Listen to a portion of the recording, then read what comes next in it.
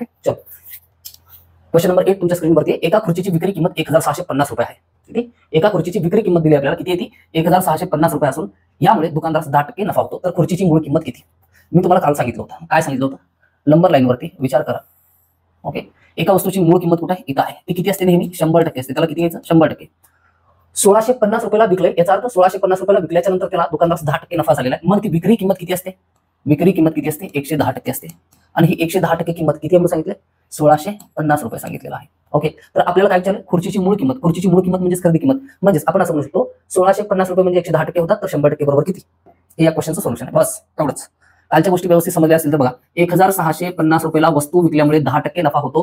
तर या वस्तूची विक्री किंमत जर खरेदी किमतीसोबत कंपेअर केलं, खरेदी किंमत 100% असते आणि 1650 वरती 10% नफा होतो, तर याची किंमत किती झाली? 110%.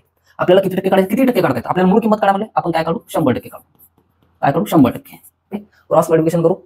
x गुणिले 110 बरोबर 1650 गुणिले 100. ओके. या 110ला छेदामध्ये दोन भाग दिलात तरी भाग जातो, इथून भाग घातला तरी सुद्धा भाग जातो. या ठिकाणी 0 आणि 0 कॅन्सल. या ठिकाणी 11 1 11 11 5 सॉरी किती होतं या ठिकाणी? आपल्याला 100% काढायचं होतं आणि या ठिकाणी 165. 11 1 11 राहिले किती? 5 11 5 55. भाग कितीचा गेला? 15चा गेला. 15 गुणिले किती? 100 आहे. इकडे काय राहिले? x बरोबर किती आलं? 1500 रुपये.